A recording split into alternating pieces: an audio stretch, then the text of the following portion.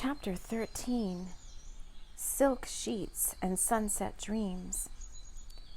As Jade walked alongside the highway, hot tears formed in her hazel eyes. Just what did Sky think he was doing? She hoped that Rob was okay, but something kept her from calling him. A small anxiety welled up from inside the pit of her stomach. She had felt the energetic pull into him at that last moment before Sky came out. She had felt that feeling once before with Carlo, and she immediately flashed back to how that relationship had ended.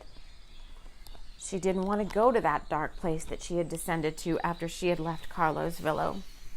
She never wanted to feel like that again. So her best solution was to avoid anything that might lead to something that felt like that kind of love. But oh, how she had wanted so badly to this time. She brushed these thoughts aside and wondered how far away Alejandro was. She wanted to text again, but she also didn't want to alarm him, so she hoped they would maybe run into each other as he headed in her direction. She brushed these thoughts aside and wondered how far away he was. So here we are again, as fate often works. As she was crossing over to the other side of the highway in hopes of becoming more visible to him, she saw him coming. The big black limo with the personalized plate Kestrel was at the traffic light about 6 car lengths from where she stood at the corner now. She started to wave, and she saw a hand come out the driver's window, motioning for her to wait there. Jade tried to dry the tears from her face. She didn't want him to see her like this. He took a right turn in front of her and stopped the limo on the side of the road. She ran up and ducked into the passenger side, glad to be out of the sight of prying eyes and sly camera phones. All it took was one look at her, and he knew. He didn't like what he felt or saw. Alejandro had always had that gift of being able to tell what was going on just by looking at someone. It was how he did so well as a bodyguard. He could spot ill intent or tomfoolery a mile away. And in Jade he saw anxiety, sadness, and anger, all the things he tried to keep from her by shielding her with himself. Jade decided, before she stepped in, that she wasn't going to speak of what happened with Rob and Sky. She just wanted to forget about it and move on to something else, anything to keep her mind off of it. "Can we go home?" she said dejectedly. "Sure, I can be there in 15 minutes, he said, knowing he wanted to get to the bottom of whatever this was as soon as they got there. 15 minutes later, they pulled into the entrance, through the gate, and down the winding drive to the main house. Alejandro pulled the car to a stop and got out to help her. She had gathered her composure as they drove, but as the door opened and his hands touched hers, she lost it, and the tears started again. "What is it, love?" he said, putting his hand on her shoulder. "Let's go sit by the pool." He moved, putting his arm around her waist to hold her as they made their way to the pool loungers. "What happened? Is it Sky? If he did anything to you," he said, standing in front of her and brushing her hair away from her eyes. "Oh, Alejandro, why do I always get myself into these messes? And here you are again to bail me out. What would I do without you?" She sobbed and put her face into his chest. He pulled her into him and nuzzled her hair. "Oh, mi amor, you know I'm always here for you," he said, lifting her chin to look into her eyes. And at that moment, they couldn't stop themselves. He kissed her deeply, and she moved her mouth over his hungrily. She didn't want to think about this, so she just decided not to. She only wanted to act and not wonder about consequences. They pressed into each other, and he reached across her back to loosen her halter top as she opened his shirt to expose his bare chest. They embraced as he cupped her breast with one hand and unbuttoned her shorts with the other. She was feeling him all over now, and she remembered the strength and adeptness of his body when it was in hers. She broke from him and removed her shorts, diving into the coolness of the pool. He removed what clothing he still had on and followed her in. They embraced and moved towards the waterfall, kissing hungrily, and then they were overtaken by their passion and became lost in each other. Several hours later, they were laying in her large bed upstairs, sliding back and forth on the silk sheets. Glasses of wine poured from the chilled bottle on ice sat next to the bed. As her head came up for air, he wiped the beads of sweat from her forehead. She looked exhausted and exquisite. She looked back at him and was blinded by emotions she didn't understand and wasn't ready to.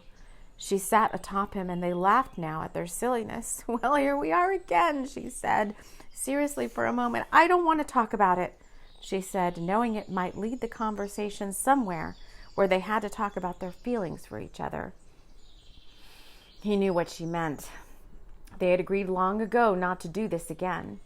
He was committed to Joaquin, but he knew he could never refuse Jade, and this had always been his weakness. "Let's get out of here," she said. "We both need a break." "What, you mean go somewhere?" he said, wondering exactly what she was getting at. "Let's go play. I need a vacation, and so do you," she said, knowing he hadn't had a vacation in a long time. "I want to go to Aruba. Will you go with me?" He didn't want this feeling to end either, and without a second thought, he agreed. Joaquin would understand if he told him he was doing this for work. He felt her body, heavy, laying on top of him, and he succumbed to her now as he moved her off of him onto her back and then straddled on top of her. "Yes, love, let's go first thing tomorrow," he said, as she let him have her again. They fell asleep in each other's arms as the sun started to set in the sky.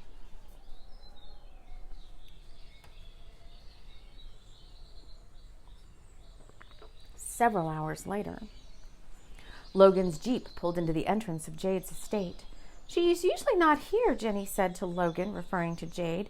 "But regardless, we have the run of the outdoor areas. If you want to swim or use the hot tub, you must be bushed after driving so far." Jenny was hoping the fantastic day they had together wouldn't end yet.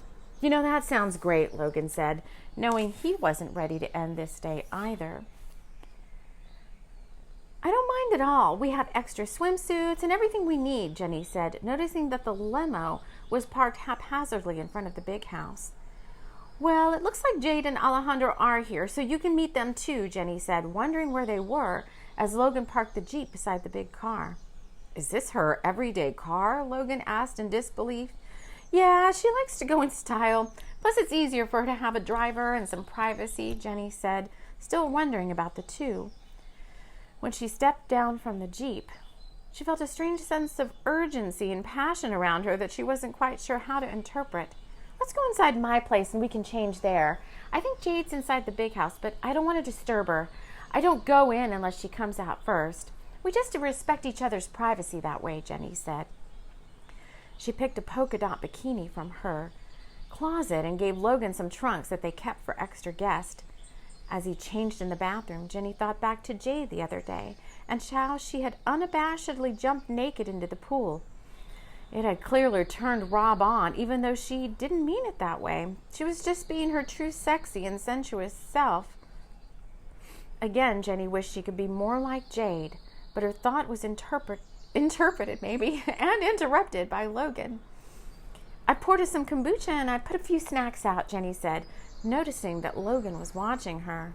"You look amazing," he said, eyeing her in the small bikini.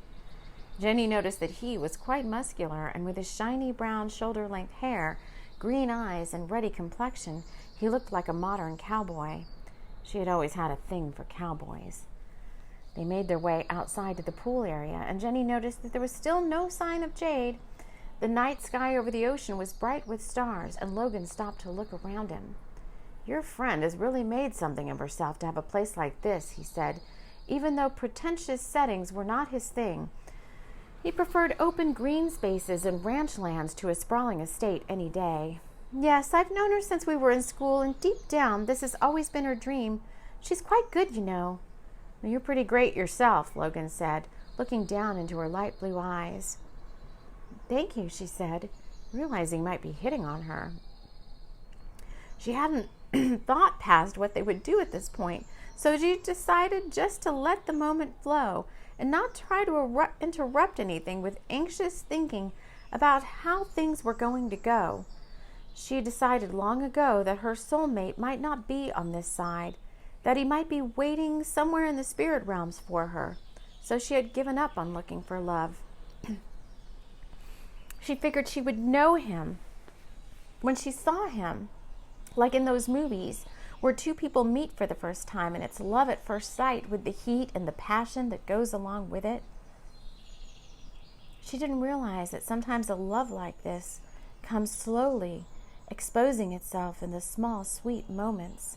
She laughed slyly and pushed him into the pool. "So it's like that," he said. Recovering from the blast of cold water, he jumped out and picked her small body up, throwing her into the deep end. Now something came over Jenny when his hands touched her body in that way. He had reached under her knees and around her waist like he was going to carry her over a threshold. And she had put her arms around his neck, and for a split second she felt it, an electric current pass from his body to hers, and then from hers back to him. And then she was submerged in the water, coming up for air, laughing and screaming as the coolness shocked her skin. He jumped in beside her, and they were splashing and yelling and laughing, and in the spray and bubbles he reached out for her. He pulled her close and looked into her eyes, and she couldn't help herself. She reached up and put her hand on his cheek, and they stood like that for what was a second but seemed like forever, and then he leaned in and kissed her wholeheartedly, and she realized she wasn't fighting it. She felt a hunger rise in her that she hadn't felt in ages. She wrapped her legs around his waist, and still kissing her and moving his hands over her body, he moved her back into the corner of the pool against the wall. Then they stopped for a minute. "Oh, are you okay?" he asked her, sounding out of breath. She could feel him against her, and she didn't want to think anymore. She pulled him to her, offering her mouth in a deep kiss. Soon there were bathing suit trunks and a polka dot bikini floating on the water's surface as they moved into each other. Jenny tried to be quiet. She did, but the passion that arose in her had been suppressed for so long that a long, fierce cry arose from her as they came together. She was out of energy and breathless, but wanting this moment to last forever. He leaned into her, nuzzling her neck. Just then, Jade's bedroom light came on, and Jenny heard her balcony door open. The balcony light went on, and then Jade was looking down at them. "Oh, gosh, Jenny, I am sorry," Jade said. "I didn't know you were going to be here, but you are, and you're clearly having a great time," she said, noticing Logan in the pool. Now Jade, being Jade, she was neither sorry nor embarrassed at this moment. She had been hoping for Jenny to find someone for a long time, and she knew that Jenny didn't believe in casual flings. So she was happy and excited for her, that she started saying, "Oh, Jenny, I'm so happy for you." Then Jenny saw someone she never expected to see come out onto the balcony wrapped in a silk sheet. "Is everything okay?" Alejandro said to Jade. "It's fine, love. It's just Jenny," she said, trying to move him back inside. "Hi, Jenny," Alejandro said, waving down to her. "This is a great day, isn't it?" he said, more rhetorically than anything, for in that moment he was just so happy he couldn't think of anything else. Jenny wondered what had come over Jade. Wasn't she supposed to have met Rob for dinner last night? She swam around to gather up her things. "Well, that was a little awkward. What's going on?" Logan said, not knowing what to expect next. "I'm worried about a client of mine. He was supposed to be with Jade last night for dinner, but now I see this," she said, gesturing up to the balcony. "Can we go inside now? I need a minute to process everything that just happened." And Jenny didn't just mean seeing Jade and Alejandro. What had she gotten herself into?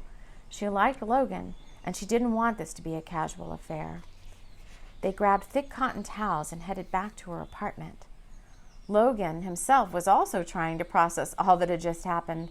For him, he was flying so high that nothing could bring him back down to earth. Jenny decided that first thing in the morning she would reach out to Rob. She didn't want to interrupt a peaceful, perfectly beautiful day with Logan, and it was late. "I don't think I've said thank you, Logan, for an amazing day." Her voice changed. "I don't think I've said thank you, Logan, for an amazing day," she said, turning to him when they got inside. She wondered how he was feeling about everything. "Well, it doesn't have to end here," he said as he unwrapped the towel from around her. He let his towel fall to the floor and lifted her gently into his arms. "Where's the bedroom?" was all he could manage to say as passion took over them again.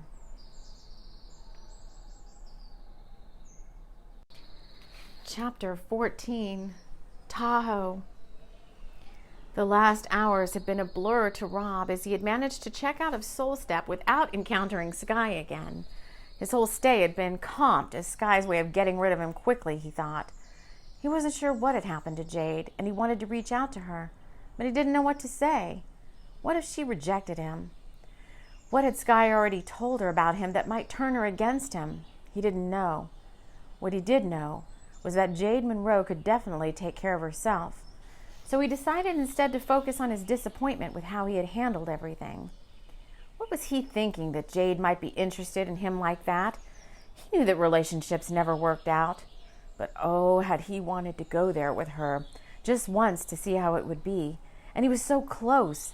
He felt something coming from her when they touched, something he hadn't felt before, something all the one-night stands could never replace.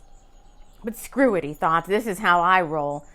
At that thought, he had turned the big Mercedes onto the coast highway. The blur came as he returned the car to the rental agency and called Steele to come pick him up. Steele was always ready to hang out with the boys and had jumped at the chance to pick up Rob, prepared for anything he had in mind. "Hey, bud, why the long face? Did some girl steal your wallet last night?" Steele was trying to be funny, sensing something was wrong. But for Rob, that had hit a sore spot. Late last year, he had decided to party with a tanned beauty down in the Bahamas. They had met after one of his pop-up shows down at one of the nightclubs there. She had been watching from center stage, and he couldn't keep his eyes from looking down her bathing suit top, at least to what there was of it. After the last song, a husky ballad about finding love in a back seat, she had been posted up on the side of the stage entrance. One thing led to another, and they had found their own backseat adventure. He had gotten so wasted in the process that when he woke in the morning, the girl and his bag were gone. She had taken everything, including his passport, and he'd had to get Murray to help him out of that jam. "It's nothing, man. I've just had a rough day already," he said, touching his jaw. "I can tell," Steele said, gesturing to Rob's swollen face. "You know, I've had it with this place," Rob said. "The fall tour is supposed to start next week. What do you say that you and I get an early start?" "What? Like now? What do you have in mind?" Steele was intrigued. "Well, the tour starts in Tahoe. Let's just go now and see what we can get ourselves into. You know, stir up some good times. Hey, you can even join us on the road if you want." Rob was starting to feel a little better now. "Sounds good, man. I'm in. I can take you around to your place first to get cleaned up," Steele said, already looking forward to it. And so the plan was formed, and Rob settled into the excitement he always felt when going on the road with the band. "Here, we can get started with this," Steele said, handing Rob a flask of whiskey. "Now that's what I'm talking about," Rob said, taking a long drink. The spiral's coming. "Rob, no." As the warmth of the whiskey filled his body, his thoughts about Jade began to fade into daydreams of drinking, loud music, and hot girls all ready for the taking. As Steele maneuvered the swift Lamborghini towards Rob's rented bungalow, Rob fell into a deep sleep. He entered into a strange dream where everyone looked at him like he was a ghost. His manager, Murray, was there, and he kept talking to Rob as if he were dead, like Rob was some kind of spirit or something. He couldn't understand why no one could see him or hear him. He tried to get Steele to notice him, and Steele only brushed him aside, saying something about a strange breeze passing him by. The Lamborghini came to a quick stop in front of the bungalow, and Rob was jolted from his dream, but for a quick split second, he understood its foreboding feeling. He had died somehow, and he was trying to talk to all his friends, yet no one could see or hear him. Rob shuddered and brushed the dream off, knowing that dreams never really come true. He stepped inside to find Lolita, the cleaning lady, picking up empty beer cans and cigarette butts. He had let the band hang out last night while he was out with Jade, and they had trashed the place. Lolita looked at him with pity as she moved around cleaning up the mess. "She hates when I have parties," he told Steele. "I'll have to give her a raise," he said, moving towards his bedroom to pack a bag. Steele, who was feeling bad for Lolita, tried to give her a hand while he was waiting. Rob closed the bedroom door behind him and turned the music up loud. He didn't want to hear himself think. He tried to blot out the last 24 hours as if it didn't exist at all. He grabbed his cell and made a few quick calls to Murray and the band to let them know what he was up to. He arranged it so that the tour bus would meet him in Tahoe in a week, rather than picking him up at the In-N-Out as initially planned. He didn't want Murray to think he wasn't going to show up. With all the logistics out of the way, he pulled out a few duffel bags and loaded up his clothes, preparing to be on the road for at least a month. The tour would start in Tahoe and make its way across the central United States to the East Coast, And then Murray had them playing at all the hottest clubs up and down the coast. The last date was in Miami, and he knew a little senorita who would have to look up. He'd have to look up when he got there. He grabbed a large box of condoms and tossed them in his bag, and then pulled out the tequila he had stashed in his room. For all intents and purposes, and as far as the press was concerned, he was still Rob Strom, lead singer for Raw Deal, and a recovering alcoholic who occasionally fell off the wagon. No reason for anyone to get alarmed about him at all, he thought, as he poured himself several shots to commemorate the start of the tour. But there was someone who was worried. As Rob was drinking shots, Jenny rolled over in her bed and felt Logan there breathing softly next to her. She had a strange feeling in the pit of her stomach, and it had to do with Rob. She made a mental note not to forget to call him in the morning. Rob came out of his room and laughed at the sight of Steele holding a large trash bag and helping Lolita pick up around the pool. He didn't know if it was the sight itself or the tequila, but he felt happier and ready for a good time. He motioned to Steele that he was ready and left a large stack of cash on the entry table by Lolita's purse. Lolita, I won't be back for a while," he came to the door to tell her. And to get Steele, who seemed to be enjoying himself, puttering around the pool area. I can't do it. "Si, Senor Strom," she said in broken English. "Have a good time." "Hey, buddy, it's late, and we still have a long drive to Tahoe. What do you say we get a limo? We could both use some rest on the way up," Rob said. Now Murray, being a good manager, and knowing Rob the way he did, knew that he didn't want him driving to Tahoe. Murray always knew when Rob was off the wagon, and this time he sounded like he could go way off. And knowing this, he also knew he needed to protect his client. Right after he hung up with Rob, he called Conrad, Rob's assistant, and had him book a charter to Tahoe. Conrad texted Rob just as he and Steele were talking about how they should get there. "You rock," Rob responded to Conrad's text. "We caught a break," Rob said to Steele. "Can you get us to Van Nuys Airport? Conrad's got a charter waiting for us," he said, high-fiving Steele. "Let's run by my house first, and I'll pack a bag," Steele said. "We can be at Van Nuys in about an hour, and then it's on to Party Town," he said. Rob didn't even recall the trip to Steele's house or the drive to Van Nuys. He had pretty much numbed his senses, and because of lack of sleep and the dull of the tequila, everything swam around him. And he liked it that way. No need to have to think about anything or anyone. They boarded the plane and settled into the deep leather seats. As the plane took off and ascended, Rob fell into another deep sleep, and Steele passed the time watching movies, eating popcorn, and downing Stoli over ice. Rob awoke as the plane landed and found himself refreshed and ready to tackle anything that might present itself. He nudged Steele awake, and they made their way to the rental car counter at the airport. Steele only liked to drive fast cars, but there were no Lamborghinis here, so he settled for a Porsche Boxster from the Hertz Dream Cars selection. "Where's a good place to stay?" Rob asked. He usually bunked on the tour bus when he was on the road. Steele, on the other hand, was a world traveler and didn't like to sleep on the bus if he could help it. His band Skunk Spray had toured all over the U.S. and Europe, and they had their assistant book them at some of the best hotels. He found it helpful to be visible when on tour, as it was good marketing for the band. The hotels liked the publicity too, and usually comped them for rooms or incidentals. Despite the frightful name, they were on their best behavior and saved any raucous behavior for the bars and backstage. "Let's go to the Hard Rock. You'll love it there," Steve said. Now, it was not lost on the rental clerk that she was helping several famous music stars. She snapped a quick photo on her phone of the two getting into the Porsche and quickly posted it to Instagram and Facebook. "I just met Rob Strom and Duncan Steele. Swoon.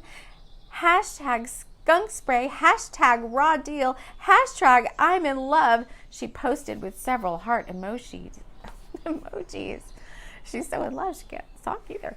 And so it began. And with the speed of social media, the post was seen by hundreds of her friends and forwarded to who knows how many others.